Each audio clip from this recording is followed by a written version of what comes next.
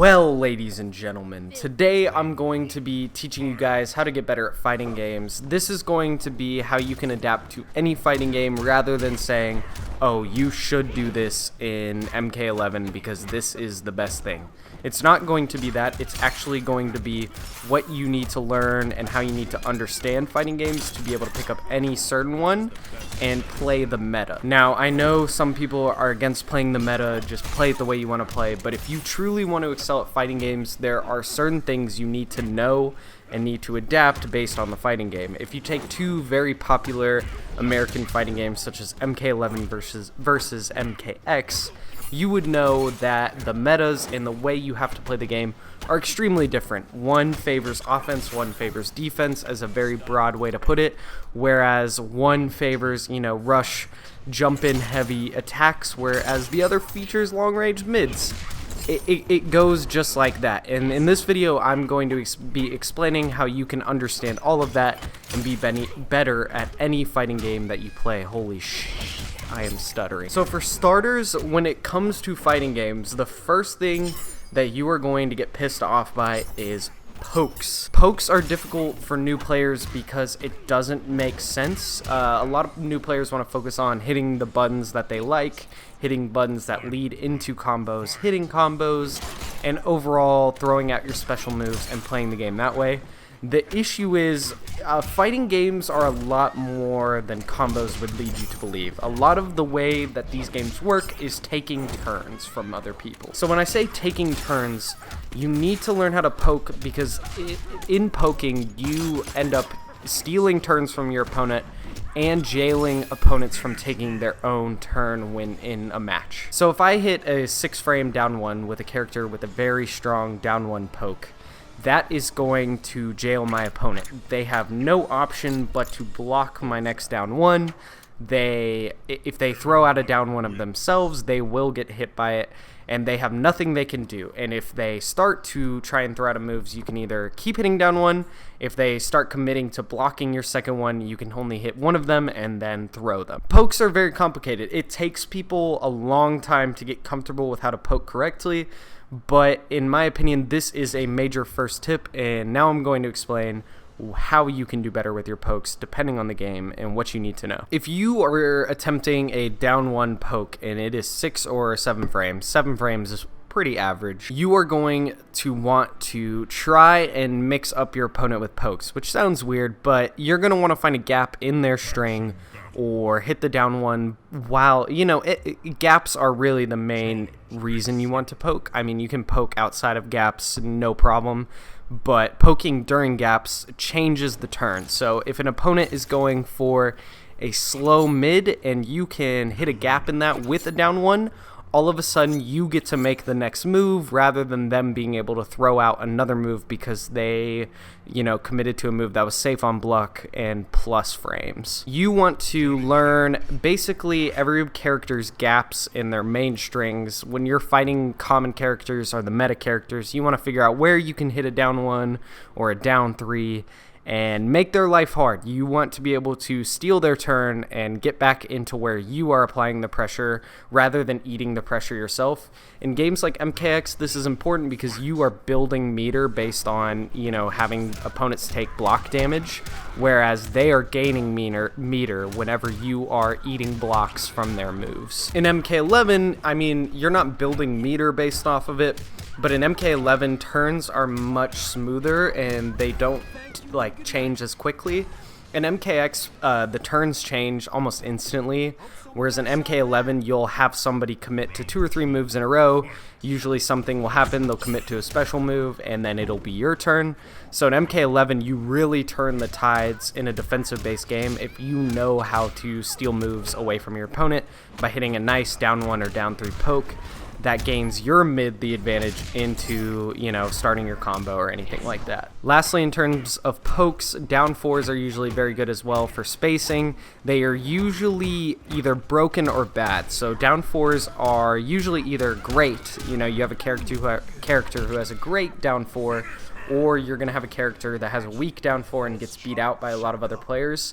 Down 4s are mainly for spacing, so you want to use your down 4 poke to create space into your mids And this is because on block they are safe and they usually have a lot of pushback, and on hit you usually like have to reset, they have to wake up, but you're outside of wake up damage on games like such as MK11 or even in MKX where you have metered, you know, wake ups, all those things. So your down 4 is really important, but it's more for spacing, whereas down 1s and down 3s, those are going to be to steal a turn from your opponent. My next tip for fighting games is going to be knowing how to dash, dash cancel, dash backwards, sprint if it has sprint.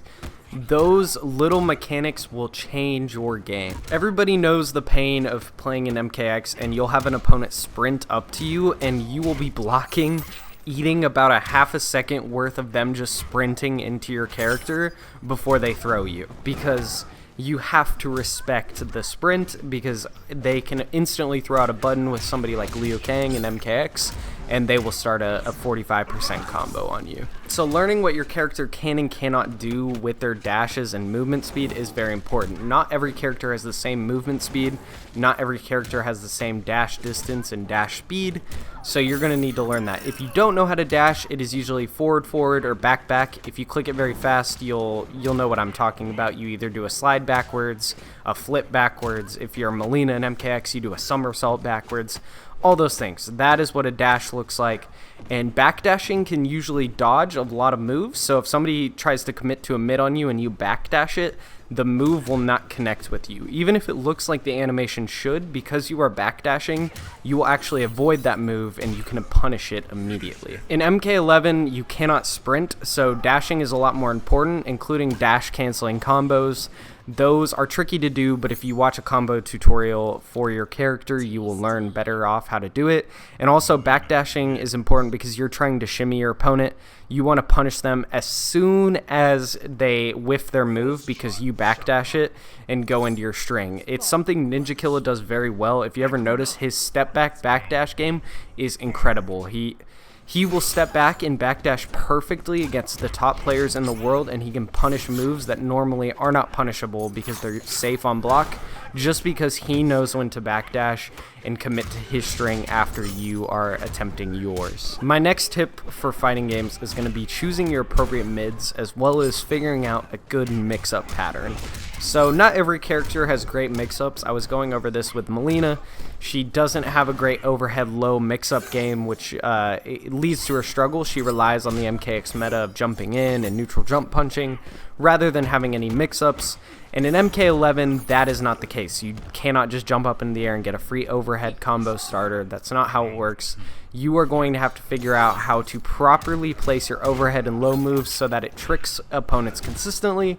And you're also going to need to figure out what is your fastest frame mid moves based on their range to figure out what is most appropriate in those situations. So Frost is a great example in MK11. She has two very solid mids, one of which being a mix-up but also a long-range mid. It has a slow startup, which is very good, so you can whiff punish a lot of people who commit to moves, you backdash it, and then you start your combo. And she also has a very quick, like 9-frame startup mid with her head where she beats the out of you with it. And that is perfect for close range if an opponent commits to a move that is punishable, but it only, say, is like -13 frames. Your other mids may be plus, or like 15 frames startup. You have a 9-frame mid. That is where you punish. That is the move you want to use. So figure out what mids are perfect for punishing opponents close range, and figure out what mids are perfect for, you know, punishing opponents' whiffs, where you are backdashing slash, you know, shimmying the opponent overall. The last tip I have for this video, it has to do with, you know, players that tend to get beat up online by good players. And good players don't really know why they're beating up on them, even if the opponent is hitting 35% combos. And that is because you need patience. Now, not every character you pick is going to be pressure heavy, can hit out or spam out any button they want and get their combos in. That's not how the game works. Sometimes, luck of the draw, if you're new to the game, you're going to pick a character that is not designed for that and you don't even know it. So you're going to pick somebody who needs a lot of finesse and skill and think, wow, anytime I get knocked to the ground, the first thing I should do is throw out a down one, or the first thing I should do is try and throw out my quickest string. That is not true. You have to be patient. A lot of fighting games is waiting on your opponent to get impatient, so you want them to commit to either a special move or a string that is not safe. You want to be able to punish those strings. So if you're locked into the corner, my phone just dropped, but if you're locked into the corner, rather than just trying to throw out any button you can, knowing it's your quickest move, you need to learn other characters and wait till you can punish specific moves. Because if somebody like Liu Kang on MK11 is throwing out a completely safe move, they immediately get a second turn and you're going to eat that next combo because you thought, wow, I should throw out my quickest mid. So even once you've understood mids, you also need to understand every other character in the game, because mashing buttons is not good for certain characters. If you happen to choose one that works, you might get away with it, but mashing buttons is not good overall. You will start to learn what moves you should punish and what moves you shouldn't punish. This is very obvious with characters like Scorpion. Everyone knows if Scorpion on MK11 goes for the teleport and they extend it, you're getting a free turn, a free combo if you block it anyways. And that's very obvious, but there's plenty of other moves in the game that are less obvious to new players that you need to learn, and that is when I go for my mid, rather than playing defensively and just eating up some blocks and not taking unnecessary damage because you thought I need to hit a button right now to stop myself from losing. I just wanted to get that quick video out. These are just some MKX highlights I was playing today. I haven't hit the 50% combo yet. I've been dropping it a lot, and I'm very, very upset about that. But I hope you guys can leave a like and a subscription. I hope you guys, for new players, are doing better in your fighting game matches. We're happy to have you here on our game. The bigger the player base, the better everyone has it. You know, the more competitive things are, the better casuals are. So yeah, keep learning. You're going to get better eventually. Thank you guys for watching as usual. It's been Diff. You know how it be. And we out. Peace.